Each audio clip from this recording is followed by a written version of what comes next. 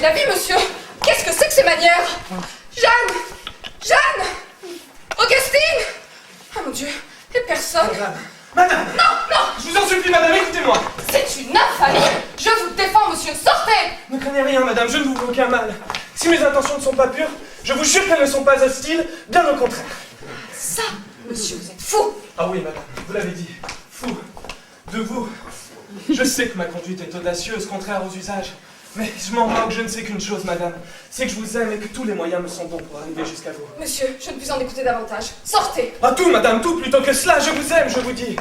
Il m'a suffi de vous voir. Et ça a été le coup de foudre. Depuis 8 jours, je m'attache à vos pas, vous l'avez remarqué? Mais non, monsieur. Si, madame, vous l'avez remarqué. Une femme remarque toujours quand on la suit. Oh, quelle fatuité! Ah, mais ce n'est pas de la fatuité, c'est d'observation. Mais enfin, monsieur, je ne vous connais pas! Mais moi non plus, madame. Et je le regrette tellement que je veux faire cesser cet état de choses. Ah, madame. Monsieur! Ah, Marguerite. Lucienne d'abord! Merci. Oh, Lucienne. Monsieur, je vous défends! Qui vous a permis? Ne venez-vous pas de me dire comment je devais vous appeler? Enfin, monsieur, pour qui me prenez-vous? Je suis une honnête femme! Mais tant mieux. J'adore les honnêtes femmes.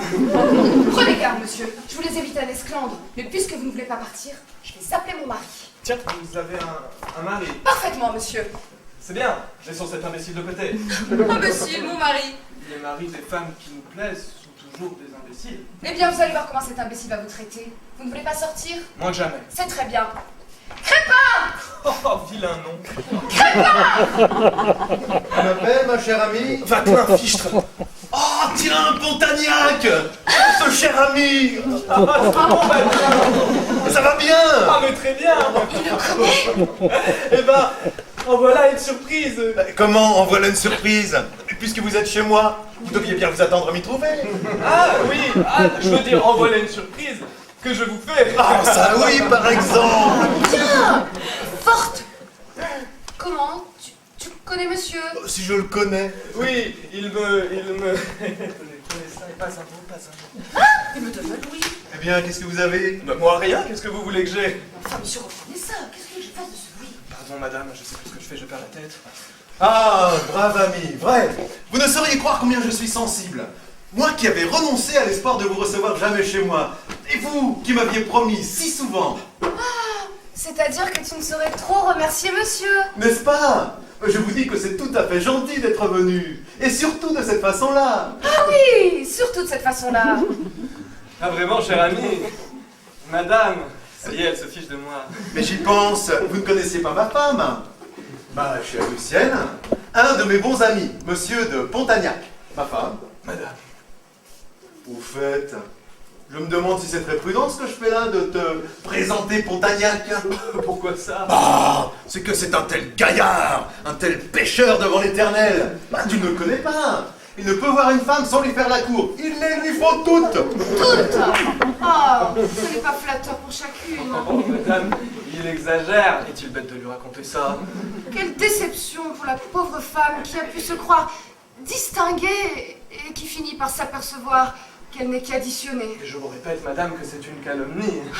J'avoue que si j'avais dû être une de ces toutes, je n'en serais pas fière. Asseyez-vous donc. C'est bien ça, Muraille? Je crois bien qu'elle vous pêche. Je crois que oui. C'est qu'aussi, messieurs, il faut que vous ayez de bien piteuses opinions de nous, à voir la façon dont certains d'entre vous nous traitent. Encore ceux qui nous courtisent. Dans courtiser, il y a courtisan. Cela témoigne au moins d'une certaine déférence. Mais ceux qui espèrent nous prendre d'assaut en nous suivant dans la rue, par exemple. Allons bien, voilà autre chose. Oh, mais ça... Quels sont ceux qui suivent dans la rue? Les gâteux, les gigolos et les imbéciles. Choisissez. Madame, ça, ma femme, vous me dites...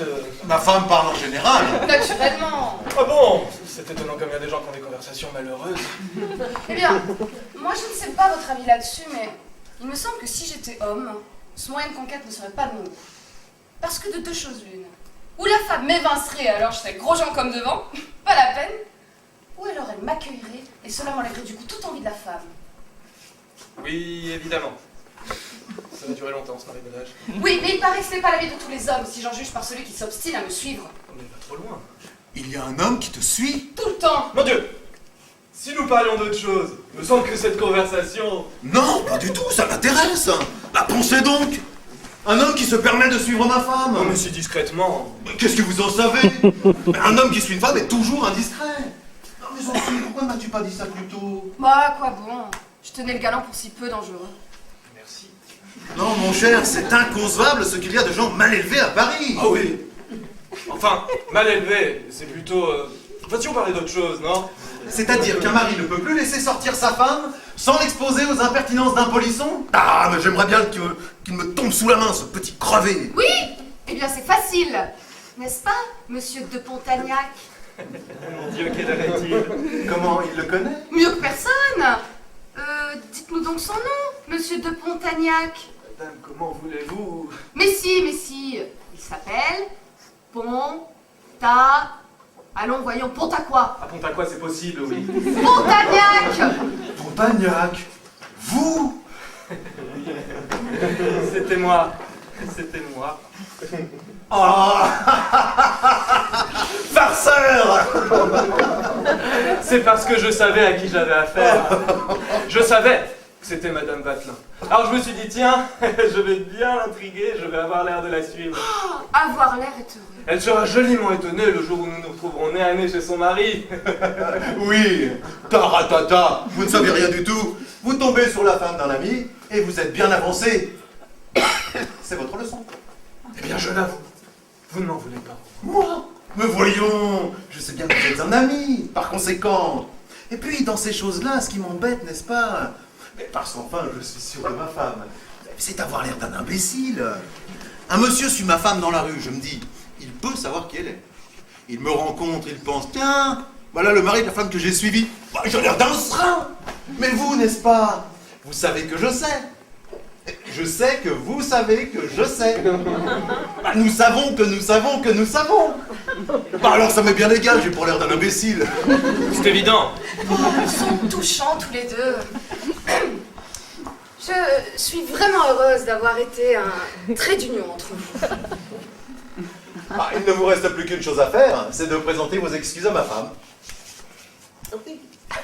Madame, vous devez me trouver bien coupable. Allez, vous êtes tous les mêmes, vous autres célibataires. Célibataire? Lui?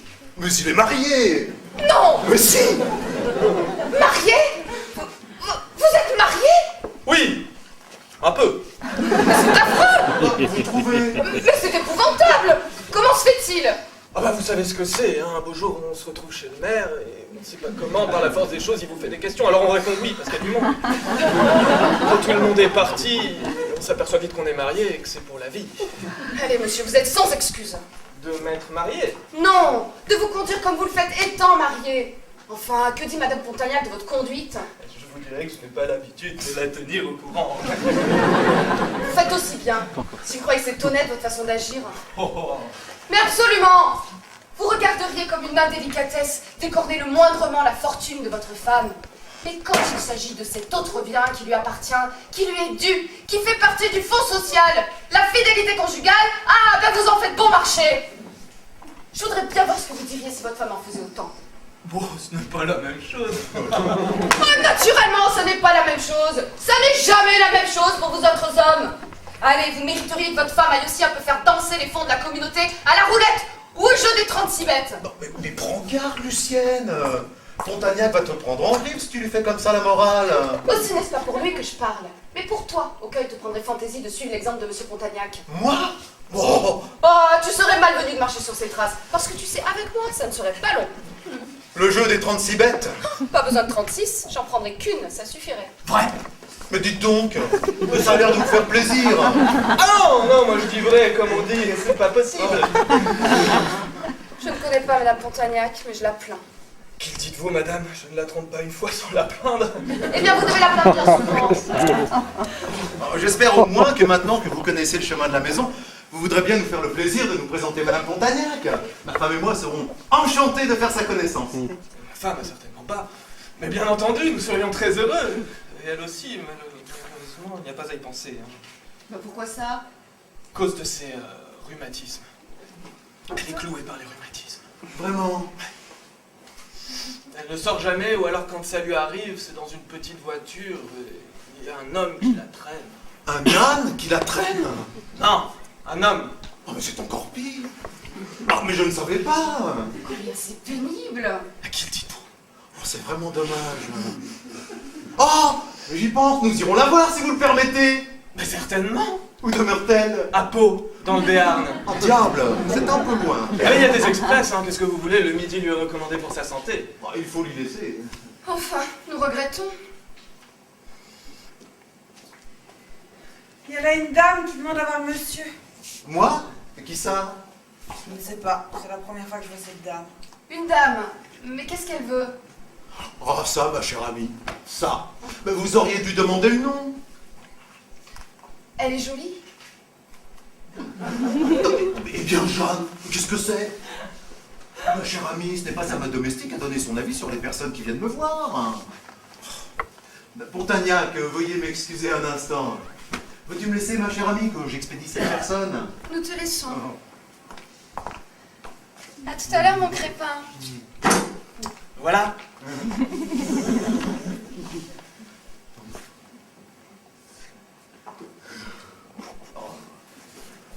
Introduisez cette personne.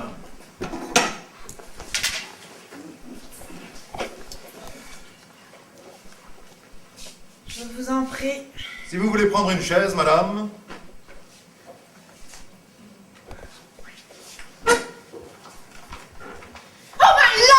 Non, mais qu'est-ce que c'est? Madame Soldignac, Maggie, vous... Moi-même. Vous ici, mais c'est de la folie. Pourquoi? Eh bien, Londres. Je l'ai quitté. Et votre mari? Je amenais lui. Il venait pour affaire à Paris. Allons bon. Mais qu'est-ce que vous venez faire? Comment ce que je viens de faire? Oh, great! Oh, you naughty thing! How can you ask me what you have come to do here? Here is a man for whom I have sacrificed everything. My duties as a wife. My conjugal faithfulness. Oui, oui. I leave London. I cross the sea. All this to reach him. And when at last I find him, he asks me, "What have you come here for?" Oui. Ah, mais ce n'est pas ça que je vous demande. Vous me parlez anglais, je ne comprends pas un mot. Mais comment êtes-vous ici? Pourquoi? Qu'est-ce que vous voulez? Que je veux? Il demande que je veux. Mais je veux... Vous? Moi? Oh yes! Parce que je vous aime toujours, moi. Oh Dieu mien, trouvez-vous j'ai quitté London? J'ai traversé le Manche qui me rend bien malade. J'ai eu le mal de mer. J'ai rendu. Comme on disait. Ben oui, oui, ça suffit. Mais après... Non, non. J'ai rendu l'âme. Mais ça m'est égal, je disais. Je vais la voir. Lui. Et je suis là pour 8 jours. Oui, je vous... Une semaine. Vous êtes là pour une semaine. Ah oui. Oh, disez-moi, vous me aimez encore. Pourquoi vous n'avez pas répondu mes lettres? Je disais déjà, oh mon crépin, il me aime plus. Oh, si vous aimez moi. Oh crépin, tell me you love me. Mais oui. Mais oui. Oh, quand je suis arrivée ce matin, j'ai tout de suite écrivé à vous. Et puis, j'ai pas envoyé le lettre. Je me suis dit, il répondra peut-être pas à moi. J'ai jeté mon lettre dans la panier et j'ai pris un Hanson, comment vous dire, un sapin pour venir. Oh! Comme difficile la rendez-vous pour trouver. Je sais pas, le cocher comprenait pas le français, il voulait pas me conduire. Ah, brave cocher. Je lui disais, cocher, allez rue Trémol. Il répondrait, connais pas. Rue Trémol. Oui, oui. Maintenant, croyez-vous que si vous lui aviez dit, tout simplement, rue La Trémoille. Eh bien, je dis, rue Trémol. Ah, parfaitement. Crépine, que je suis heureuse. Vous venez me voir cette soir, hein? Hein? Oh, permettez. Non, ne dis pas non. J'ai trouvé ce matin un petit rez-de-chaussée toute meublée, comme je disais à vous dans le lettre que je l'ai mise à la panier. 48 rue Roquepine. Vous êtes descendu rue Roquépine. Non, avec ma Marie à l'hôtel Chatham. Mais la rez-de-chaussée, C'est pour nous deux. Je l'ai loué. Et vous venez me voir ce soir. Hein? Moi? Oh non, par exemple. Non. Pourquoi non? Parce que c'est impossible. Est-ce que je suis libre? Mais j'ai une femme, moi. Je suis marié, moi. Vous? Mais dame... Vous êtes marié? Oh! À London, vous disiez que vous étiez bœuf. Mais comment bœuf? Bœuf? Well, bœuf, c'est la même chose. Ah mais non, ce n'est pas la même chose, merci. Le veuf, il peut recommencer, tandis que le bœuf... Well, pourquoi m'avez-vous dit? Ah, eh bien oui, j'étais veuf. Puisque j'avais laissé ma femme à Paris. C'est une façon de dire. Alors what? C'est fini ensemble. Ah, mais voyons, Maggie, soyez raisonnable. Et vous n'aimerez moi plus jamais. Mais si, quand j'irai à Londres, là. Oh, Greenpine ne me aime plus. Taisez-vous, ma femme peut vous entendre. Greenpine ne me aime plus, ça m'est égal. Ah, mais pas à moi, voyons. Je vous en supplie. Ah, soyez raisonnable. Enfin, quoi? Ce roman ébauché à Londres n'avait jamais dû être éternel. Hein? Quoi? J'avais fait votre connaissance pendant la traversée. Vous aviez le mal de mer. Bon, j'avais le mal de mer.